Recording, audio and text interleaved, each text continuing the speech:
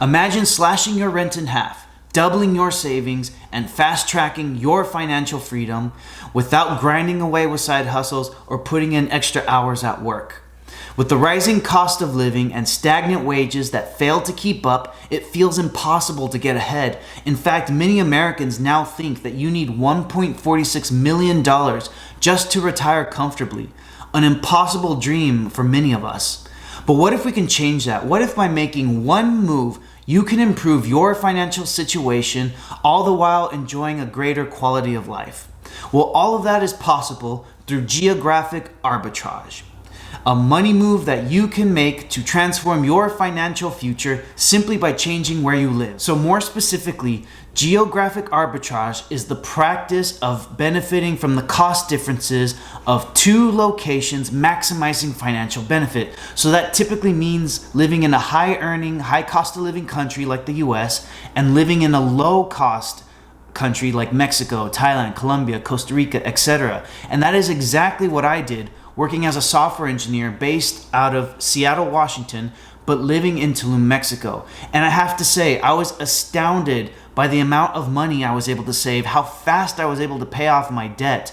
And it's something that I really highly recommend someone to do at least once in their life. And in this video, I'm gonna go over the 2 basic steps that you have to do to take advantage of this situation. Before I go into the 2 steps, I want to hype you up more about just what kind of savings you can be doing. So if we go over here to Numbeo, one of many cost of living calculators, I want to show you that an example between Mexico City compared to Houston is the following in cost of living.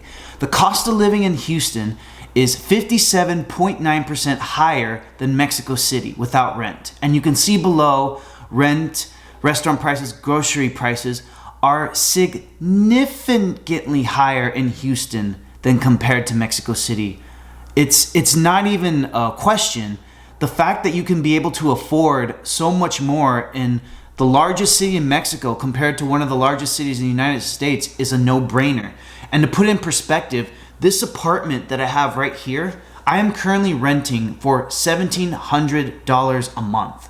And if you were to go to Airbnb and list any of the sites that you see over in Tulum, Mexico, you can easily see that renting one of these Airbnbs monthly, which I've done, is significantly less than $1,700 a month.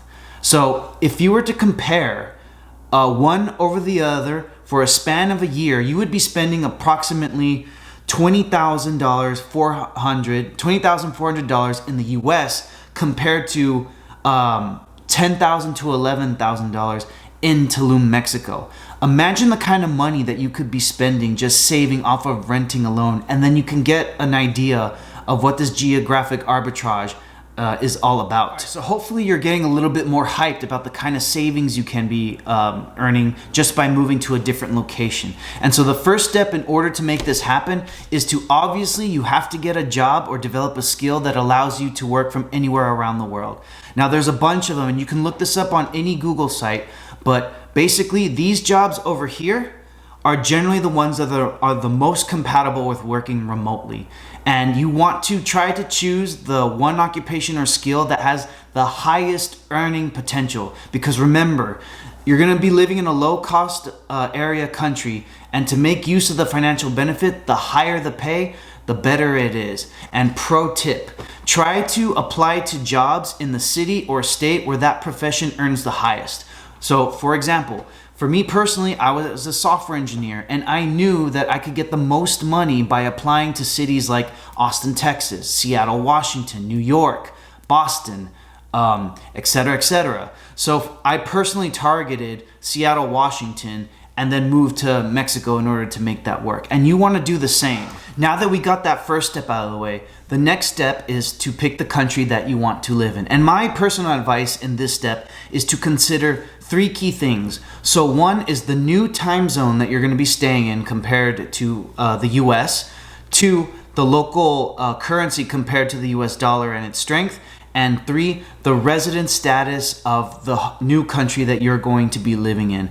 And points 2 and 3 I think are very important, because obviously with point number 2, you don't want to be living in a country where you are not reaping the financial gain and benefit for what this whole video is about. You want to have a strong currency to extend your purchasing power. And point number 3, you want to be careful about setting up resident status in your new country. Otherwise, you'll be facing double taxation problems in your new country and the US, and that also eliminates the financial gain. So for me personally, I chose Mexico because the time zone was in a favorable, it was in a favorable hour time limit with Seattle, Washington.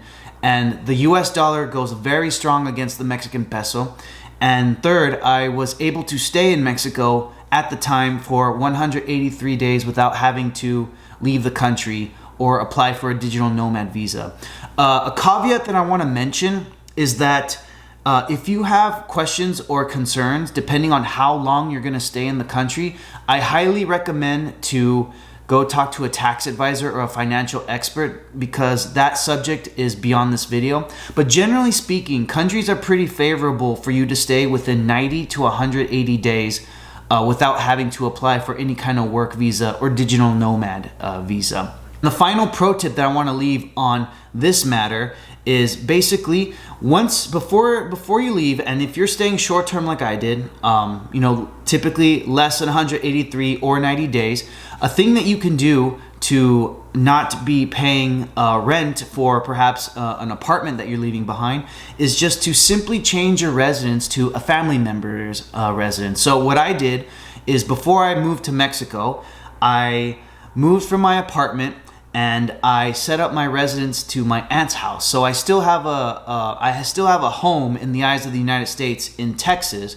while working for Seattle, but I was able to go in Mexico. And that's a pro tip that I would like to leave with you, because you don't want to go travel to another country and having to worry about leasing an apartment for someone to take over and rent, or try to Airbnb out. It's just a big hassle. By making this powerful financial move, you can jumpstart your finances and experience potentially a better quality of life than you were living before.